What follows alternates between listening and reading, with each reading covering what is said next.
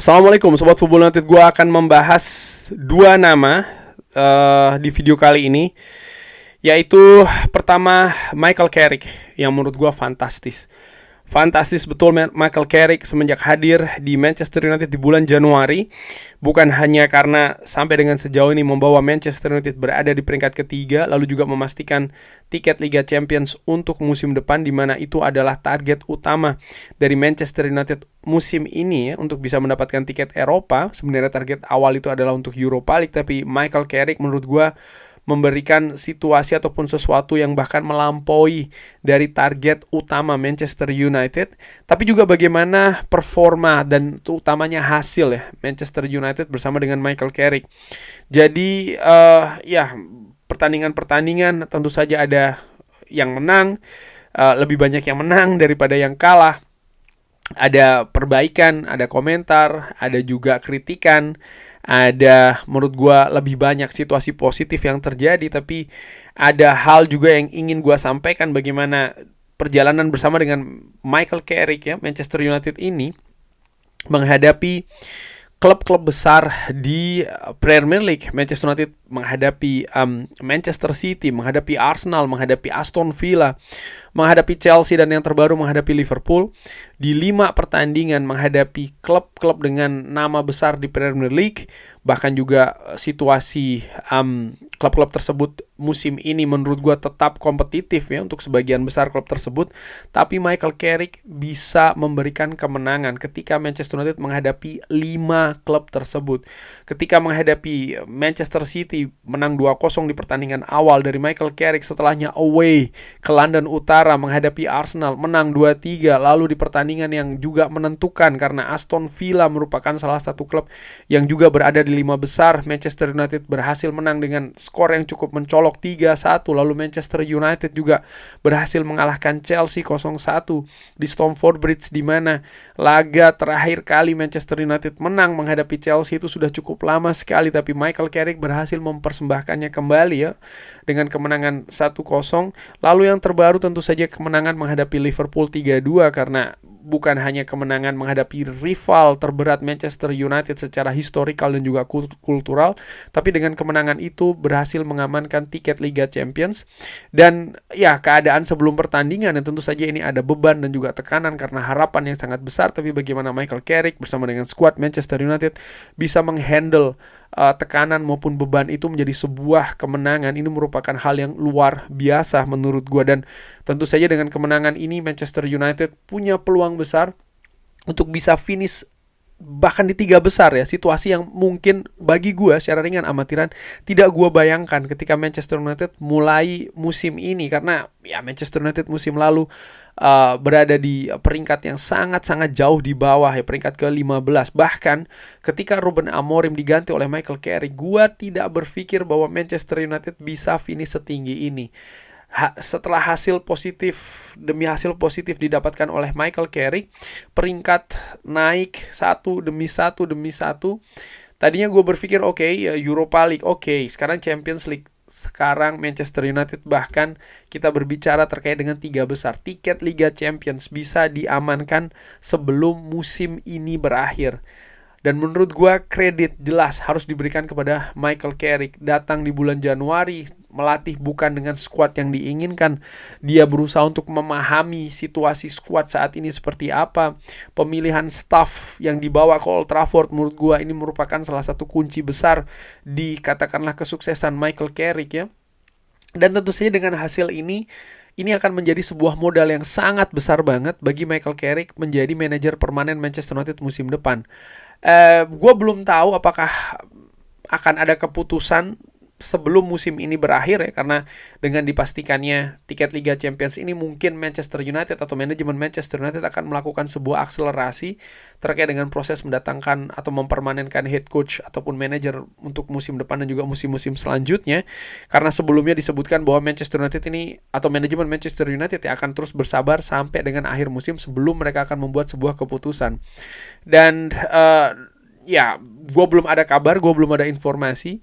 Tapi yang jelas sekali lagi dengan hasil ini Manchester United ataupun posisi Michael Carrick untuk menjadi permanen manager atau permanen head coach di Old Trafford untuk musim depan semakin kuat, dan menurut gue ini memiliki dasar juga yang sangat kuat ya.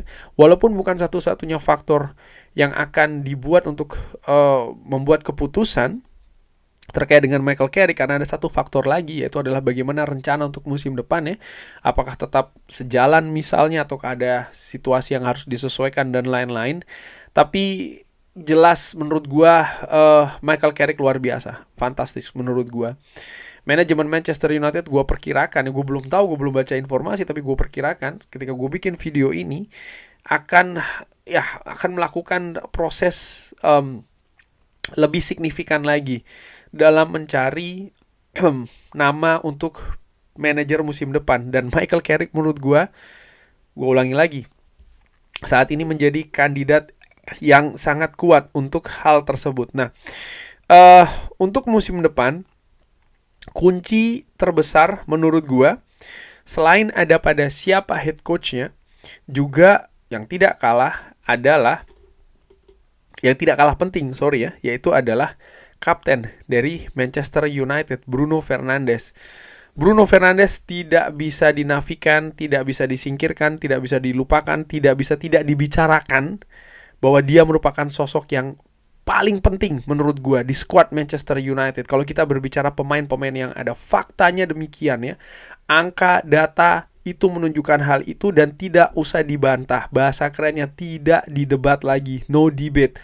Angka sudah berbicara dengan sendirinya dan itu sudah membungkam harusnya ya menurut gue komentar-komentar yang menggunakan menurut gue alasan-alasan untuk menyerang Bruno Fernandes. Karena dengan akal sehat, kalau kita melihat angka-angka tersebut, itu sudah sangat objektif untuk menunjukkan bagaimana pentingnya Bruno Fernandes bagi Manchester United musim ini. Dan musim depan, menurut gue Bruno Fernandes masih akan menjadi sebuah kunci penting bagi Manchester United. Jadi bagaimana Manchester United bisa segera mendapatkan head coach yang baru, sekaligus juga perencanaan musim depan. Yang tidak kalah penting juga bagaimana Manchester United untuk bisa mengamankan segera Bruno Fernandes. Saat ini, seperti diinformasikan oleh Fabrizio Romano, dengan dipastikannya Manchester United berlaga di kompetisi Champions League musim depan, peluang Bruno Fernandes untuk tetap stay di Manchester United ini juga semakin besar.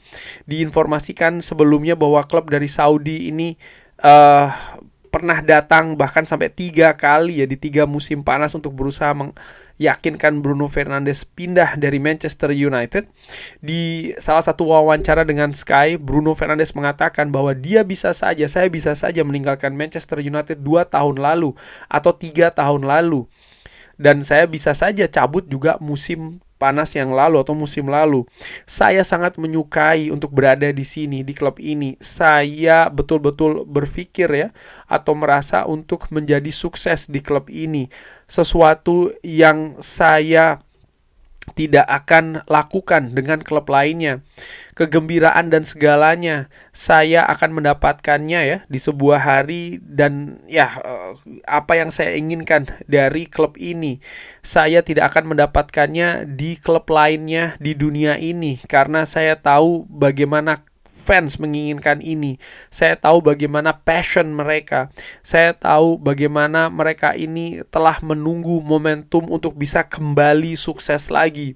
Saya berada di kapal yang sama dengan mereka. Saya ingin kapal ini.